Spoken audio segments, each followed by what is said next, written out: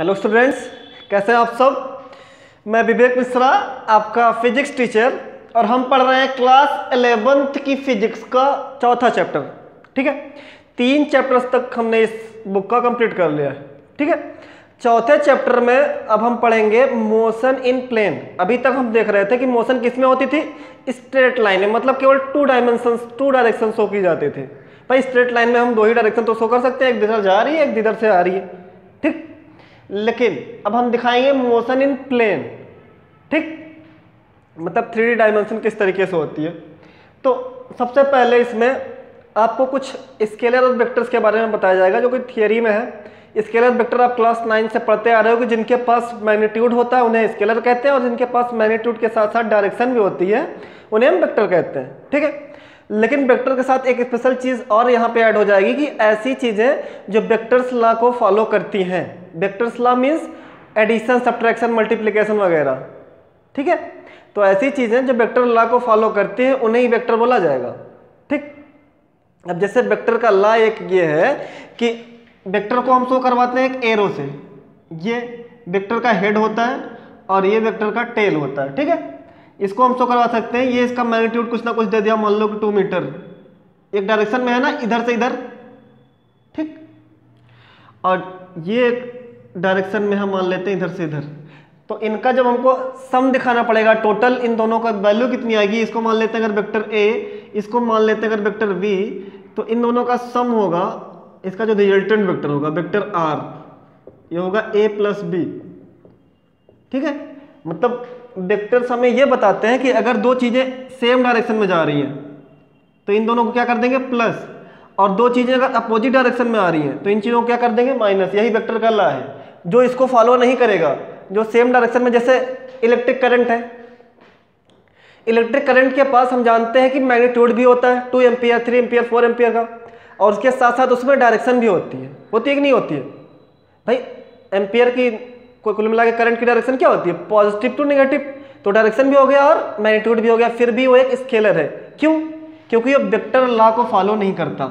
आपको पता है कि एक वायर में करंट अगर इधर से आ रहा हो और कोई इधर से करंट आ रहा हो, इन दोनों करंट को तीसरे वायर में ले जाएंगे तो देखो दोनों क्या है, अपोजिट डायरेक्शन में आ रहे हैं ना, फिर भी इसमें जो करंट फ्लो होगा वो इन दोनों के प्लस के बराबर होगा। ठीक है, इसमें 2 एम्पियर का है, इसमें 3 एम्पियर का है, तो इसमें जो करंट फ्लो होगा वो कितने एम्पियर का होगा, 5 एम्पियर का। क्लियर?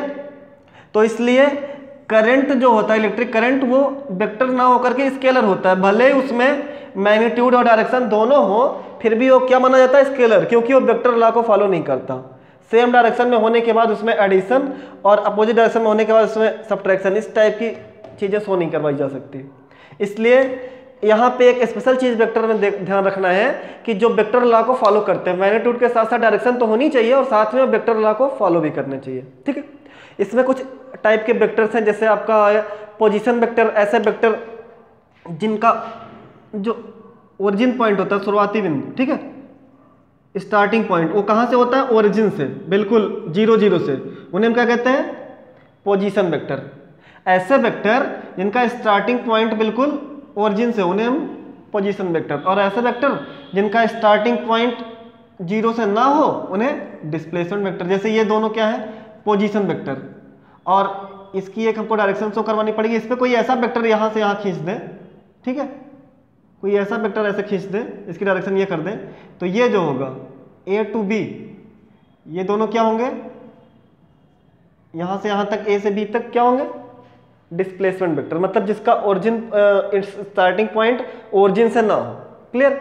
ऐसे आपको काफी सारे वेक्टर्स के बारे में बताया गया है, एक्सियल वेक्टर के बारे में बताया गया है। ठीक है, और उसके साथ कुछ अलजेब्रिक वेक्टर जैसे कि equal, opposite, zero vector, unit vector, इन सब टाइप की चीज़ों के बारे में एक एक लाइन की थियरी है। तो आप 12 से 14 जितने भी टाइप के वेक्टर्स हैं सबको उनकी थियरी के हिसाब से पढ़ लीजिए। ठीक है, वहाँ पे अगर कोई कन्फ्यूजन आती है तो हमसे पूछिए। तो आज हम देखेंगे वेक्टर को किस तरीके से ऐड करते हैं, वेक्टर को ऐड करने का ट्रायंगल लॉ। ठीक है, मतलब अगर 2 वेक्टर्स हैं तो उनको हम किस तरीके से ऐड करेंगे। लाइक एक वेक्टर, ये है वेक्टर A, ठीक, और इसके साथ में एक हम वेक्टर खींच देते हैं वेक्टर V। तो अगर हमको इस एरो का मतलब होता है वेक्टर, ठीक है, ये दोनों क्या है, वेक्टर। अगर इस पे एरो ना लगा हो तो स्केलर, लेकिन एरो लगने का मतलब इसकी डायरेक्शन भी शो करवा रहे हैं, इट मीन्स कि ये क्या है, वेक्टर। तो अब यहाँ पे इसका अगर हमको रिजल्टेंट वेक्टर निकालना होगा, वेक्टर आर, तो डायरेक्ट दिखा देंगे vector R is equal to vector A plus vector V, ठीक। लेकिन अगर इस ट्रायंगल पे कोई इंक्लाइंड पे ऐसा झुका हुआ है, कोई इसका एंगल दे दिया जाए, जैसे एंगल इसका दे दिया जाए अल्फा, ठीक, अगर इसका कुछ ना कुछ एंगल दे दिया जाए, उसके बाद इसका रिजल्टेंट ये पूछा जाए, ठीक, तो इसको क्या करेंगे, इस पे एक हाइपोटेनियस गिराएंगे, सॉरी परपेंडिकुलर गिराएंगे बेस पे, और इसका कुछ ना कुछ नाम ले लेंगे, पी क्यू आर एस। इस वाली लाइन की वैल्यू, इस वाली साइड की वैल्यू कितनी है, बी, तो यहाँ से हटा करके हम यहाँ आपको शो करवा देते हैं, इसकी वैल्यू कितनी आ रही है, वी। क्लियर है, ये बी है हमारा, ये अल्फा, इसको मान लेते हैं कि ये थीटा है। क्लियर, ये परपेंडिकुलर है, मतलब ये 90 डिग्री है कि नहीं है, कितना है, 90 डिग्री। अगर ये एंगल है तो इसके लिए परपेंडिकुलर होगा, ये लाइन क्या होगी इसकी, परपेंडिकुलर, और ये लाइन क्या होगी, बेस, ये भी क्लियर होगा। अब यहां से हमको निकालना है आपका ये रिजल्टेंट वेक्टर। अब a प्लस बी नहीं होगा, जब ये एंगल पे झुक गया, इंक्लाइन पे झुक गया, तब ये ट्रायंगल लॉ को फॉलो करेगा, और उसका रिजल्टेंट r कैसे निकलेगा, देखिए, from triangle P R S, from triangle P R S, इस पूरे ट्रायंगल को, एक राइट एंगल ट्रायंगल दिख रहा है कि नहीं आपको, एक एंगल कितने पे है, 90 पे, तो पी आर एस एक 90 डिग्री का, आर पे 90 डिग्री, इसलिए पी आर एस एक क्या हो गया, राइट एंगल ट्रायंगल हो गया। क्लियर, तो अब इसको हम शो करवा सकते हैं, पी आर एस को, where angle angle R is equal to 90 degree, then by Pythagoras theorem hypotenuse का square is equal to perpendicular का स्क्वायर प्लस बेस का स्क्वायर। अब ये बताइए, ये जो रिजल्टेंट वेक्टर हमारा आर है, ये इज इक्वल टू लिख सकते हैं परपेंडिकुलर का स्क्वायर मीन्स आर एस का स्क्वायर प्लस पी आर का स्क्वायर, मतलब पी एस का स्क्वायर इक्वल टू लिख सकते हैं पी आर का स्क्वायर प्लस आर एस का स्क्वायर। हो गया, ये हमारा परपेंडिकुलर, ये हमारा बेस है। पी एस की वैल्यू हमारे पास कितनी है, आर, तो आर का स्क्वायर इक्वल टू हो गया पी आर की वैल्यू कितनी है, P Q plus Q are, क्या है, P Q plus Q are, इसका स्क्वायर प्लस आर एस का स्क्वायर। क्लियर ये चीज, यहां से हम वैल्यू निकालते हैं इसकी परपेंडिकुलर की। आप ये बताइए, आपने ट्रिग्नोमेट्री पढ़ी है, तो अगर हमारे पास एंगल हो और हाइपोटेनियस हो, क्या हो, एंगल हो और हाइपोटेनियस हो, हमको परपेंडिकुलर निकालना हो तो कौन सा थीटा लगाएंगे, क्या निकालना हो, परपेंडिकुलर। हमारे पास हो क्या, हाइपोटेनियस और एंगल, तो आपको पता है साइन थीटा और कोसेक थीटा, दो में परपेंडिकुलर और हाइपोटेनियस दोनों आते हैं। तो ये देखो, ये इस वाले ट्रायंगल की अगर हम बात करें तो ये इसके लिए क्या हो जाएगा, हाइपोटेनियस, इस वाले ट्रायंगल के लिए from triangle Q R S, कौन सा, क्यू आर एस, इसमें हम दिखा सकते हैं sine theta equal to perpendicular, मतलब R S upon hypotenuse Q S. दिखा सकते हैं, नहीं दिखा सकते, साइन थीटा इक्वल टू ये परपेंडिकुलर अपान ये hypotenuse, sine theta equal to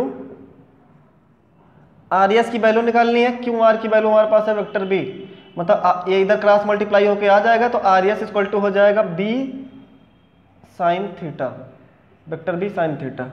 clear, और हमको ये क्यू आर की भी वैल्यू चाहिए, है क्या हमारे पास, हाइपोटेनियस, तो फिर से हम cos थीटा वाला फार्मूला लगाते हैं, cos theta equal to base upon hypotenuse, base कितना है, क्यू आर, अपान हाइपोटेनियस कितना है, क्यू एस, ठीक।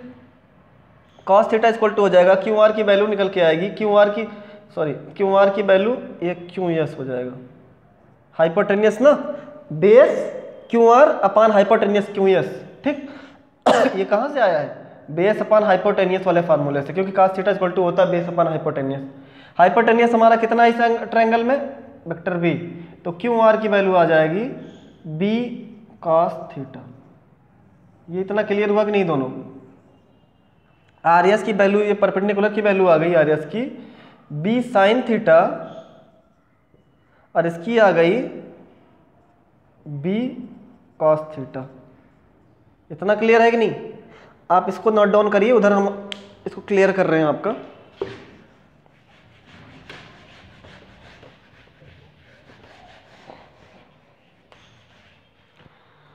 देखिए यहां पे क्या आया है, P Q plus Q are का स्क्वायर प्लस आर एस का स्क्वायर। आर एस की वैल्यू कितनी आ गई, बी साइन थीटा। यहां पे हम एक स्टेप और बढ़ा लेते हैं, आर का स्क्वायर इक्वल टू हो जाएगा पी क्यू की वैल्यू कितनी है, A vector A, plus Q R की वैल्यू कितनी आ गई, बी cos थीटा। इसका whole square plus R S की वैल्यू कितनी आ गई, बी साइन थीटा, इसका स्क्वायर। इसी को केवल एक्सपेंड कर देते हैं प्लस बी का होल स्क्वायर में, क्योंकि ए है और बी cos थीटा दो हमारे पास नंबर्स है, तो दोनों का होल स्क्वायर करके ओपन करते हैं। ये हो जाएगा आर का स्क्वायर इक्वल टू ए का स्क्वायर, सॉरी ए का square plus B sine theta का square, sine sorry cos theta यहाँ पर नीचे, बी cos थीटा का स्क्वायर प्लस इसको जब ओपन करेंगे तो 2ab cos थीटा होगा, 2ab cos थीटा प्लस इसको जब ओपन करेंगे तो b square sine square theta, क्या हो जाएगा, b square sine square theta. फिर से एक स्टेप सॉल्व करेंगे तो ये हो जाएगा a स्क्वायर प्लस ये हो जाएगा b square cos square theta plus 2ab cos theta plus B square sine square theta. होगा कि नहीं होगा? इसको एज इट इज लिख देंगे, केवल यही चेंज होगा, ब्रैकेट ओपन किया हमने। अब आप देखिए यहाँ पे और यहाँ पे बी स्क्वायर कॉमन है, साथ में कर लेते हैं तो आर स्क्वायर, ये स्क्वायर चल रहा है, आर स्क्वायर इक्वल टू हो जाएगा A square plus B square cos square theta plus B square sine square theta plus 2ab cos theta. ठीक, ये आर स्क्वायर इक्वल टू आ जाएगा ए स्क्वायर प्लस इन दोनों में बी स्क्वायर कॉमन कर लेते हैं, बचा इसमें cos square theta plus sine square theta plus 2ab cos theta. Clear? R square equal to हो जाएगा ए स्क्वायर प्लस इस पूरे की वैल्यू 1 हो जाएगी, नहीं, cos square theta plus sine square theta, sine square theta plus cos square theta equal to क्या होता है 1, तो बी स्क्वायर इंटू 1 हो जाएगा plus 2ab sorry cos theta. ठीक, ये सब पे वेक्टर रहेगा, सबकी डायरेक्शन बताई जा रही थी। R square equal to square है इधर, स्क्वायर इधर जाएगा तो स्क्वायर रूट, ये वैल्यू आ गई रिजल्टेंट की A square plus B square plus 2ab cos theta. यही है हमारा एडिशन का ट्रायंगल रूल। ठीक है, अगर हमको किसी भी दो वेक्टर्स दे रखे हैं, उनका अगर हमको एडिशन निकालना है तो कुछ इस तरीके से रिजल्टेंट निकालेंगे, A square plus B square plus 2ab cos theta. इसका आप स्क्रीनशॉट ले लीजिए, उसके बाद हम इसको आगे इसकी डायरेक्शन शो करवाते हैं।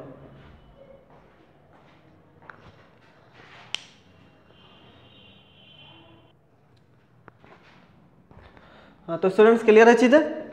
यहाँ पे आपने स्क्रीनशॉट ले लिया इसका, इधर हम रफ करवा देते हैं, उसके बाद इसकी हम डायरेक्शन दिखाते हैं, इधर से करवा देते हैं। ठीक,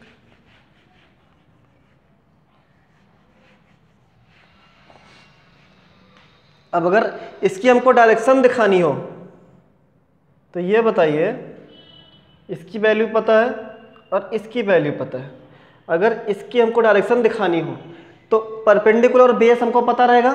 ठीक है, क्योंकि ये हमारे लिए क्या है, पहला वेक्टर, ये हमारे लिए क्या है, दूसरा वेक्टर। तो एक टाइप का अगर इसके सामने हमने परपेंडिकुलर खींच रखा है तो डायरेक्शन दिखाने के लिए फॉर डायरेक्शन tan अल्फा लगाएंगे, क्योंकि tan थीटा इक्वल टू होता है परपेंडिकुलर और बेस। ठीक है, तो tan अल्फा, यहाँ पे एंगल क्या है, alpha, tan alpha equal to हो जाएगा परपेंडिकुलर अपान बेस। परपेंडिकुलर हमारा कितना है,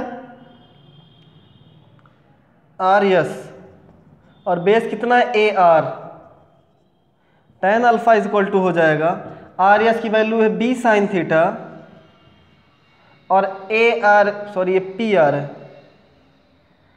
पी आर की वैल्यू है हमारी A plus B cos theta, A plus B cos theta. ठीक, कोई दिक्कत आपको, इससे आप डायरेक्शन निकाल सकते हैं। ये हो गया हमारा ट्रायंगल रूल। ठीक है, मतलब किस तरीके से हम दो वेक्टर्स को ऐड करेंगे। ठीक है, ये उसका हमारा ट्रायंगल रूल है। और ऐसे ही आपको पैरेललोग्राम थ्योरम भी प्रूव करनी होगी। उसके बाद हम इसी पैरेललोग्राम और ट्रायंगल पे रिलेटेड कुछ न्यूमेरिकल्स आपको करवाएंगे। ठीक है, और वो भी आपको वीडियो में ही मिलेगा। ओके, तो अपना स्क्रीनशॉट ले लीजिए और इसको सॉल्व करिए। और इस यहाँ पे अगर कोई भी प्रॉब्लम्स आती है तो आप ग्रुप में कमेंट करके उसके अपने क्वेश्चन पूछ सकते हैं, या तो डायरेक्ट जाकर व्हाट्सएप यूट्यूब पे ही वीडियो के नीचे कमेंट बॉक्स में आप कमेंट करके अपने क्वेश्चन पूछ सकते हैं। Okay, thank you.